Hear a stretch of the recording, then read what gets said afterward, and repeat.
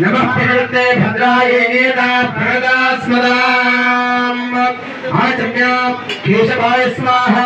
బ్రాహ్మణపల్లి గ్రామంలో 40 లక్షల రూపాయలతో మనం నూతనంగా ఆలయం నిర్మాణం చేసుకున్నాం. నిజంగా కూడా ఎంత బ్రహ్మాండంగా కనబడుతుందంటే గ్రామస్తుల కాంట్రిబ్యూషన్ కూడా దీంట్లో వీడీసీ వాళ్ళు కానీ గ్రామస్తుల కాంట్రిబ్యూషన్ కానీ ఆ యొక్క కమిటీ సభ్యులు కానీ అందరి కృషి వలన మరి పురాతనమైనటువంటి విగ్రహంతో పాటు మరి నెలకొల్పడం జరిగింది. అందరికి కూడా ఆ యొక్క ఆంజనేయ స్వామి యొక్క ఆశీర్వాదం అందరిపైన ఉండాలని చెప్పి మరి కోరుతూ ఈ విధంగా గౌరవ ముఖ్యమంత్రి కేసీఆర్ గారు ఎన్నో దేవాలయాలు వారు స్వయంగా మరి భక్తుడు మరి యాదాద్రి లక్ష్మీనరసింహస్వామి ఆలయము 1200 కోట్ల రూపాయలతో నిర్మాణం చేసుకున్నాము.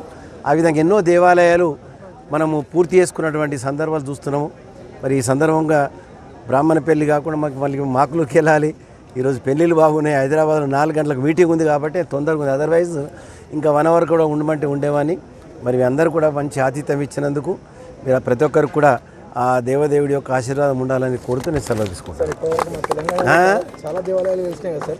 ఇప్పటివరకు చాలా మంది ధూపదీప నైవేద్యాల కోసం అప్లై చేసుకున్న వాళ్ళు ఉన్నారు.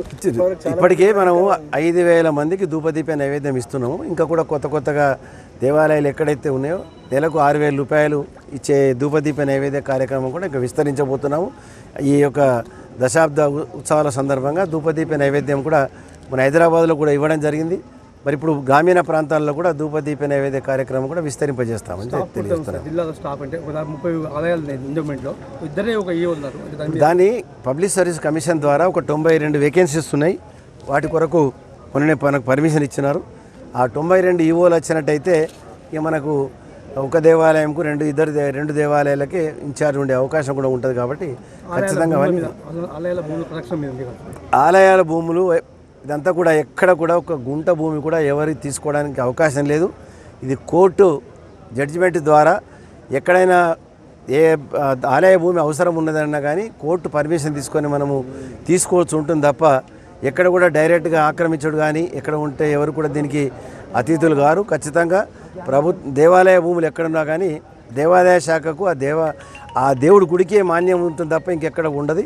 దానిపైన వచ్చే ఆదాయంతో పూర్వీకులు దేవాలయం నడవాలి అని చెప్పి ఆ విధంగా ఇచ్చినటువంటి ఆ దేవాలయాల భూములు పరిరక్షణ కొరకు మేము కంకణం కట్టుకొని ఉన్నామని చెప్పి తెలియజేస్తాం. ఇది ఎప్పటి నుంచో జరుగుతుంది, ఇలా కొత్తగా కాదు. మేము వచ్చిన తర్వాత ఎక్కడ కూడా భూమి పోకుండా కాపాడుతున్నాము. అది ముఖ్యమంత్రి గారి చొరవాలని చెప్పి తెలియజేస్తాం. బ్రహ్మాండంగా జరుగుతుంది. ఇంతకంటే ఇక దేవాదాయ శాఖ గతంలో అసలు మనము దేవాలయ గుళ్ళు కట్టామా ఆంధ్రప్రదేశ్ రాష్ట్రంలో ఉన్నప్పుడు అని అడుగుతున్నాను. ఏ ఊర్లో ఒక దేవాలయం కట్టలేదండి. 33% కాంట్రిబ్యూషన్ కట్టవలసి ఉండే. ఇప్పుడు మేము వచ్చిన తర్వాత ముఖ్యమంత్రి గారి ఆదేశాలతో 20% కాంట్రిబ్యూషన్తో ఈ దేవాలయాల కార్యక్రమం నిర్మాణం జరుగుతుంది. బ్రహ్మాండంగా కార్యక్రమాలు జరుగుతుంది. అందరూ కూడా హర్షిస్తూ ఉన్నారు. మరి బ్రాహ్మణపల్లి చూసినాక మాకు కూడా ఇంకా కలర్స్ అంత అయినాక ఇంకా బ్రహ్మాండంగా కనబడుతుంది. మరి గ్రామస్తులకు కమిటీ సభ్యులకు మరి అందరికీ ఉదయపూర్వకంగా ధన్యవాదాలు.